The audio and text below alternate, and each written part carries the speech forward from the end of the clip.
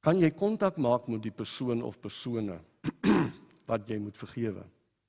Probeer dit doen. Soms is dit nie meer moontlik nie.